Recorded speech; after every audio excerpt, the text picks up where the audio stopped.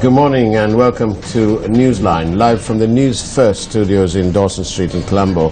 And this morning we're joined by Bandula Jayasekara, the former diplomat and journalist. How are you? Morning, Fathers. Good morning.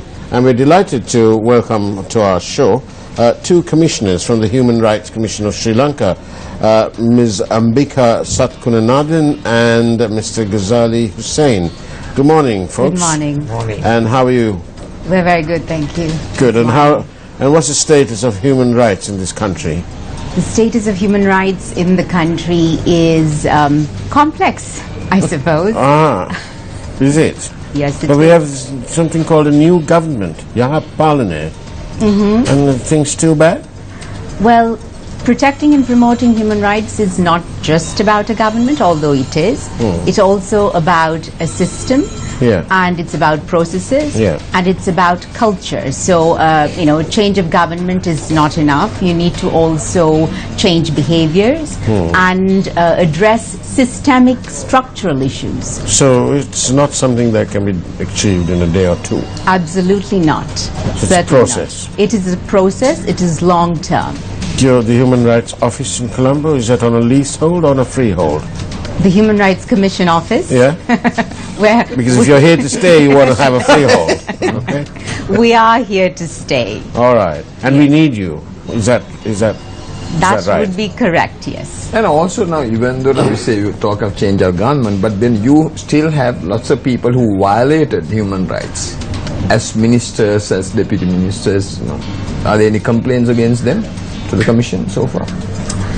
Well, I don't think we've received any complaints against ministers to date. Yeah. We do get complaints about, various other state officials, because the mandate of the Human Rights Commission is to look into executive and administrative action, violations by them.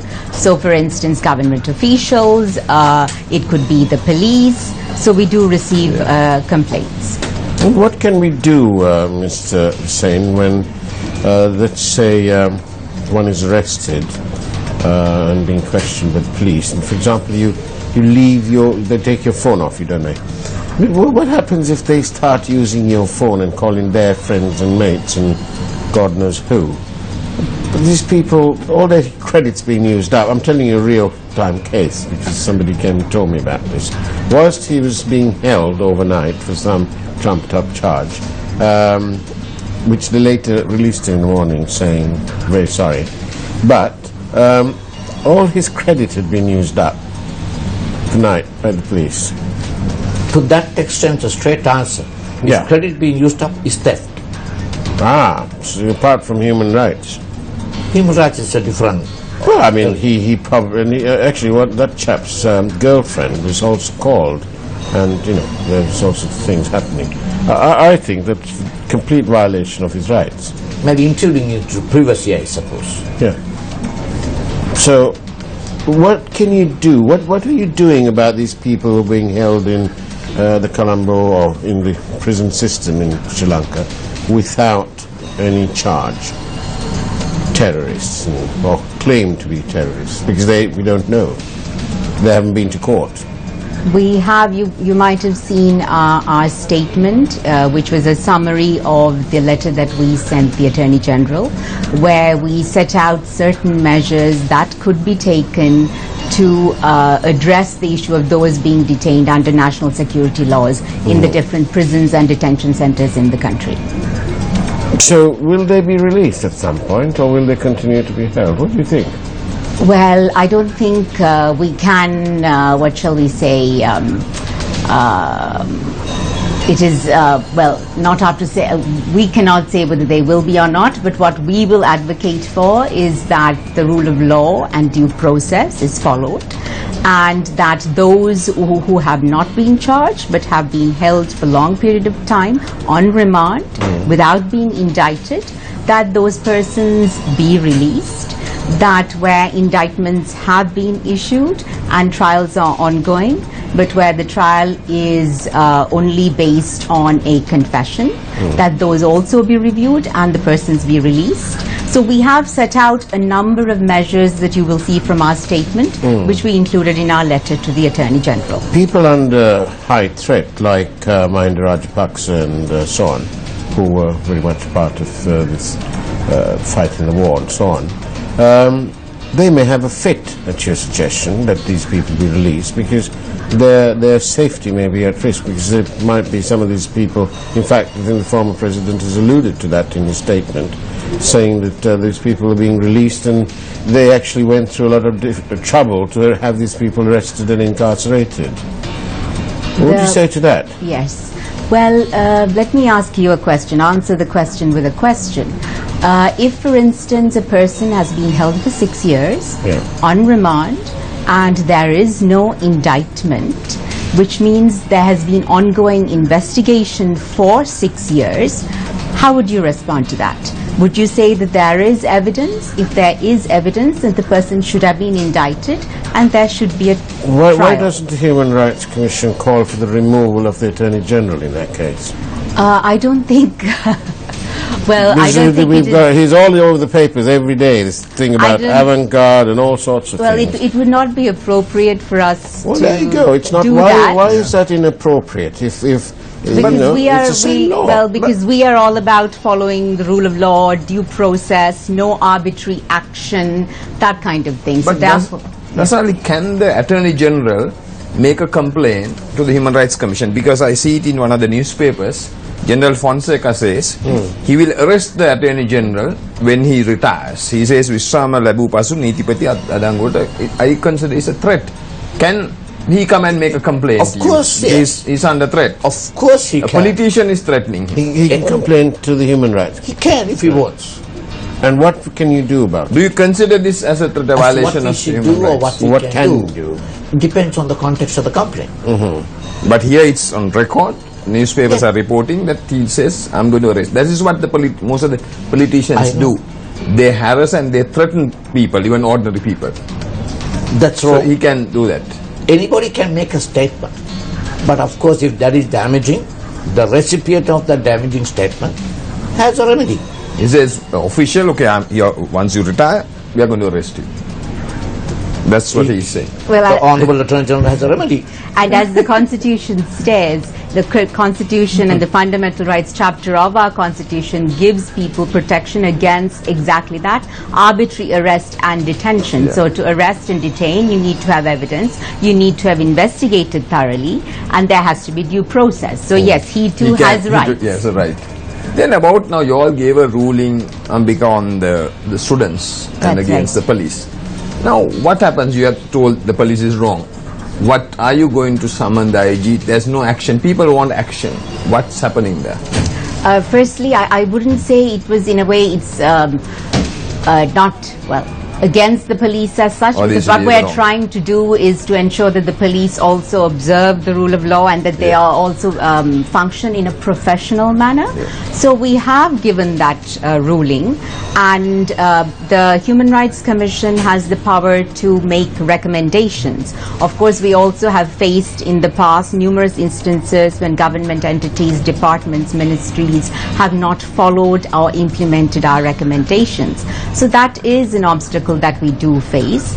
So in which case what we would have to do is to go back again to the government, issue statements and put pressure to ensure that those recommendations are implemented. What about those students who harassed us, blocked the roads? You know, we were not allowed to move. What about those students? Actually, and I want to just add a sort of side to that question.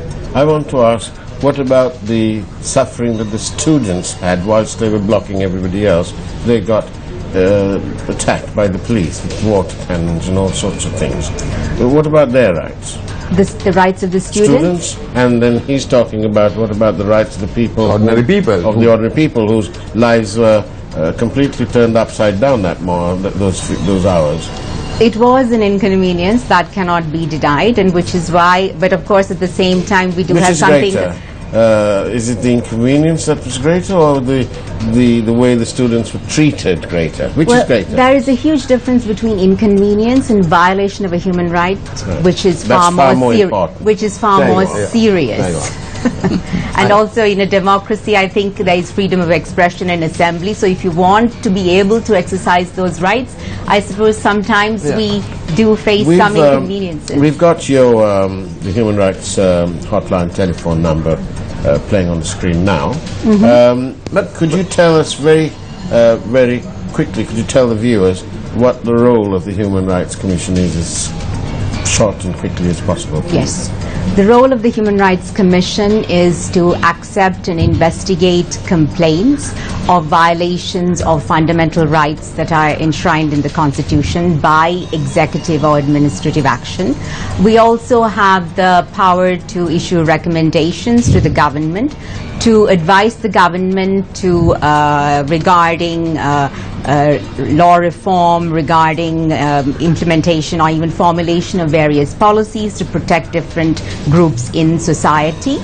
And also our main role is to function as a watchdog of the state, to ensure that state promotes and protects human rights. So we are there for the people.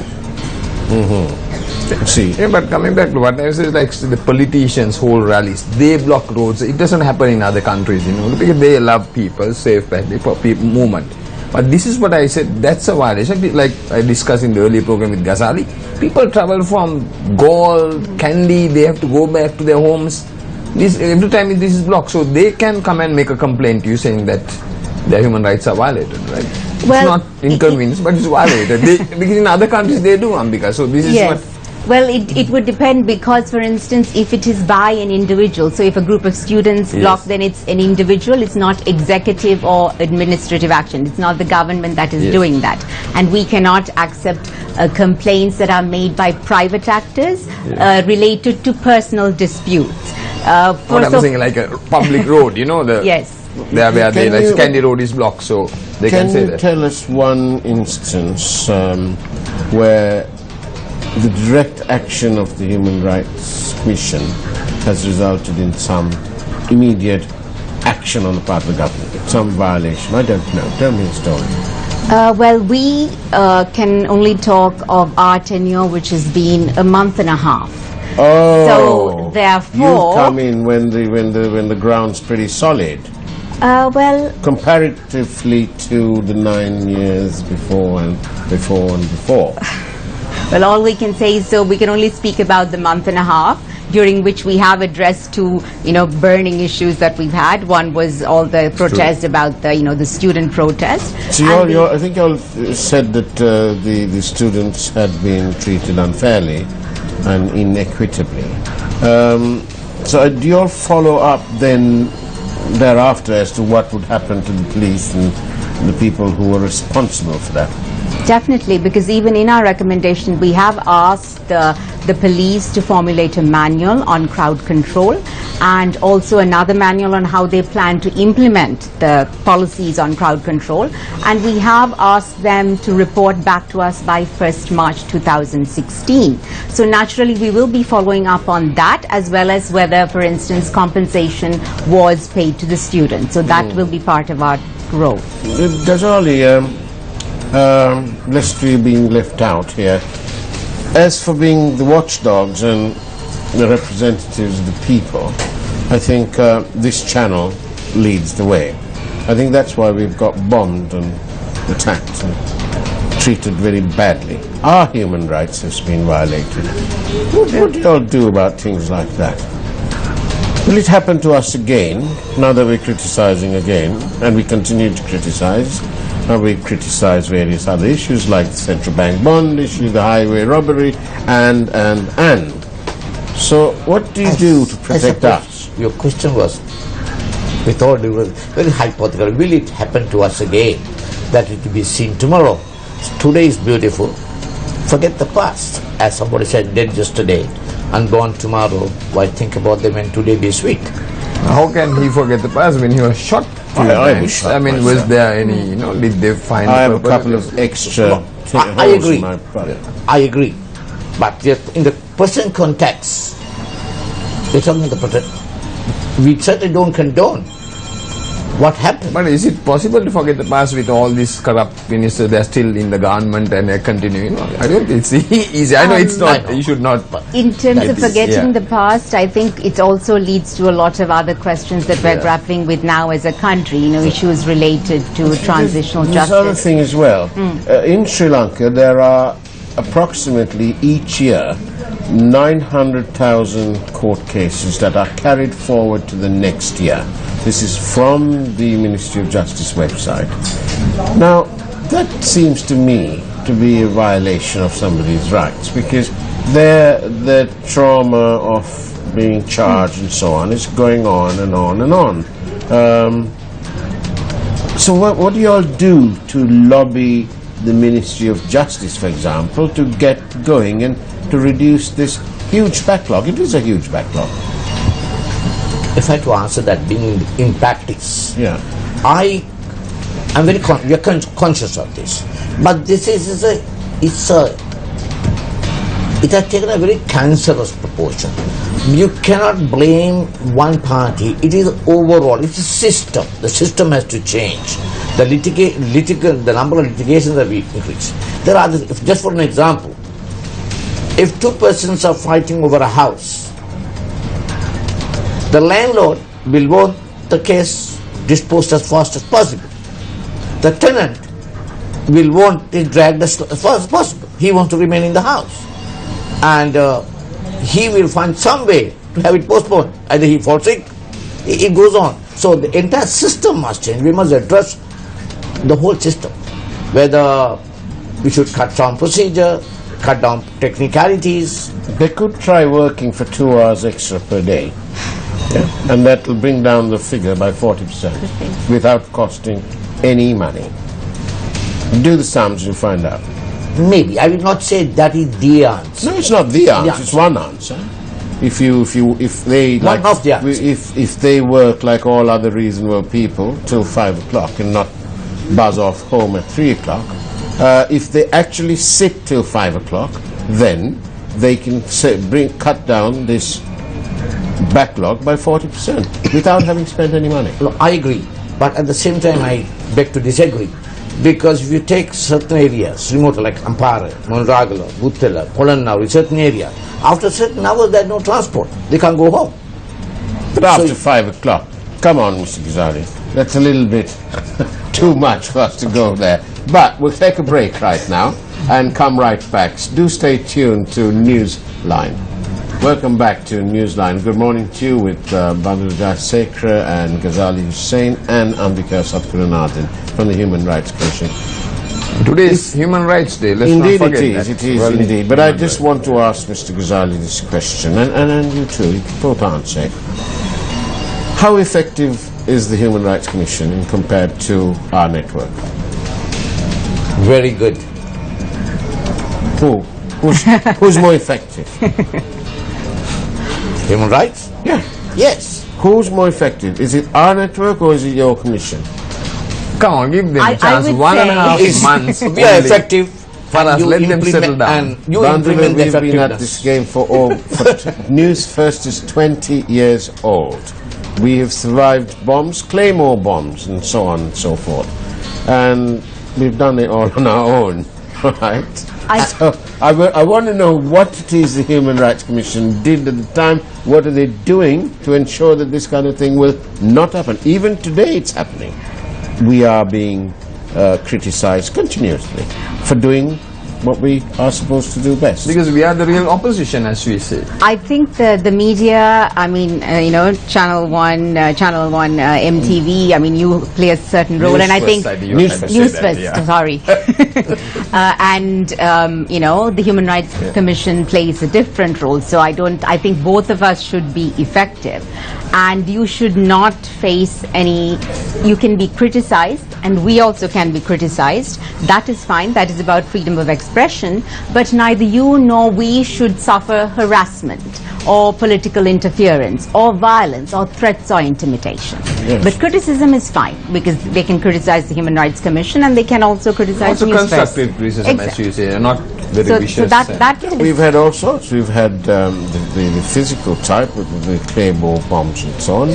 we've had the intimidation, we've had a senior member of our organization who's labeled a traitor simply because he had a sort of a Tamil name, and he had to actually leave the country for a while and then come back, and he's still here and he's still fighting the cause of a better Sri Lanka. But sometimes it's nice if we are given serious strength behind us, because that's important. I don't know if it's your mandate. I think like for us, what is important is to be as Sri Lankans, a Sri Lankan identity. Even though we have 5 communities, that's I think what's lacking. And if you say about the BBS, let's be open about it. Certain people, communities were harassed. We don't need that, and nothing happened at that time. So all people should be able to live freely. And also, I think most importantly, a Sri Lankan identity is something that also celebrates diversity and pluralism. So, for instance, all the communities in Sri Lanka should be able to, their identities, to have their cultural rights, their social rights, etc. And Sri Lankan identity is something that should be accommodating and celebrate that diversity and pluralism. Yeah.